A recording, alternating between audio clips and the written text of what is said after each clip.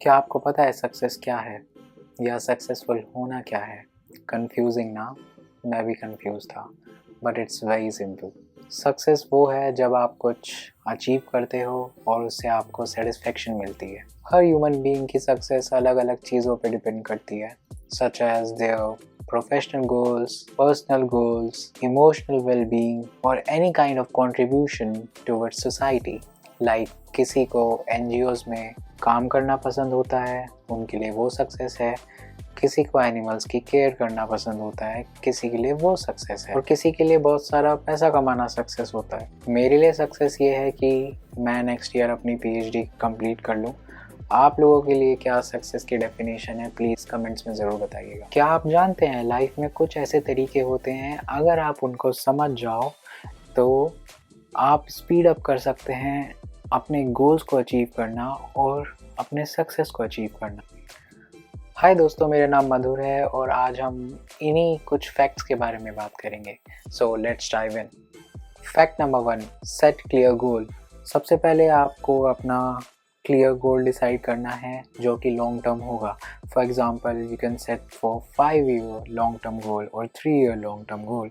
फिर उस long term goal को आप छोटे छोटे शॉर्ट टर्म गोल्स में डिवाइड कर दो और फिर आप ट्राई करो उन छोटे छोटे गोल्स को अचीव करने के लिए जो कि आपको मेन टर्म गोल और आपके लॉन्ग टर्म गोल को अचीव करने में इवेंचुअली हेल्प करेगा।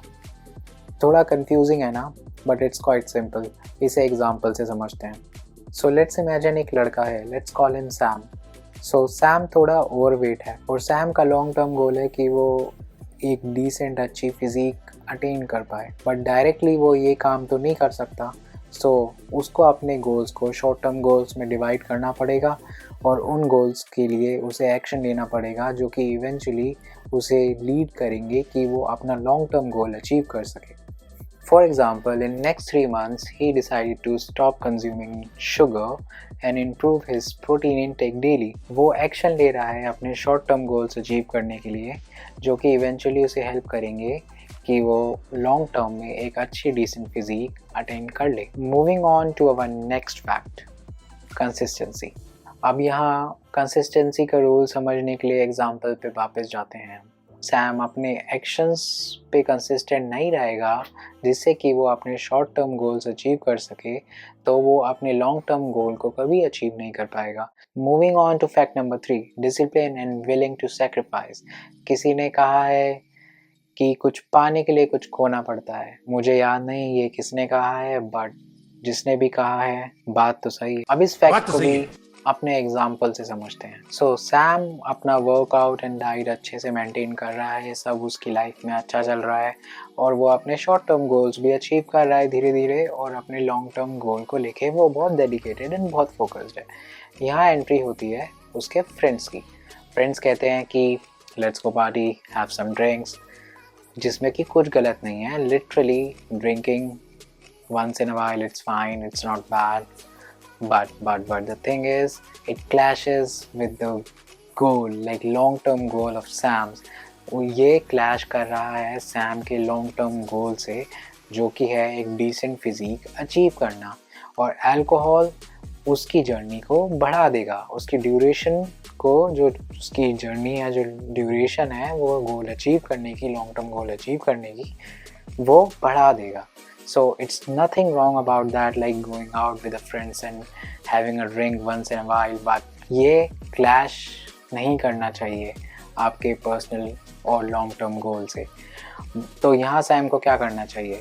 ऑब्वियसली उसके पास एक ऑप्शन है कि वो अपने दोस्तों को चुने और पार्टी करे, जहाँ कि उसे सफ़र करना पड़ेगा, अपने उसे सेक्रीफाइस करना पड़ेगा अपने लॉन्ग टर्म गोल्स का।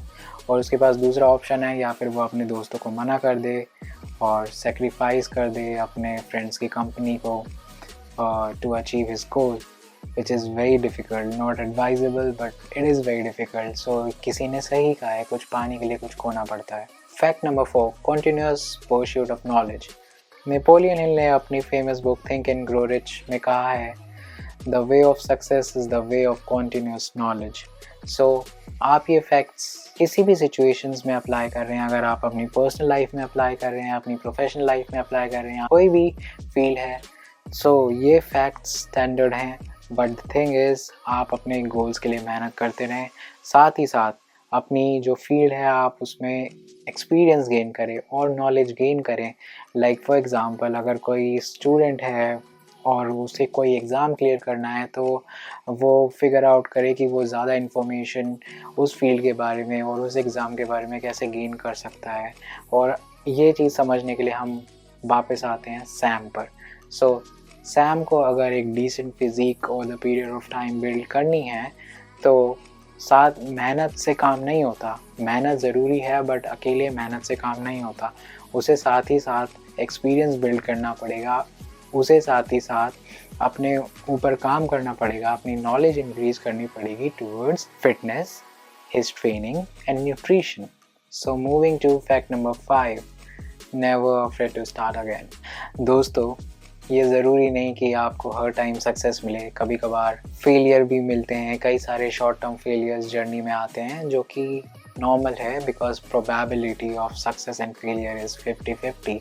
सो कभी आपको सक्सेस मिलेगी, कभी आपको फेलियर मिलेंगे, but failure is not a failure, failure is just an experience.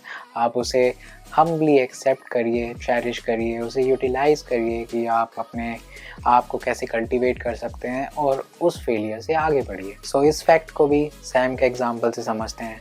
Sam बहुत अच्छा कर रहा है, काफ़ी महीने हो चुके उसे और वो बहुत मेहनत कर रहा है। उसने काफ़ी ज़्यादा एक्सपीरियंस और नॉलेज अपनी फील्ड में गेन कर ली, but all of a sudden उसका एक्सीडेंट हो जाता है और उसे लेग में फ्रैक्चर हो जाता है।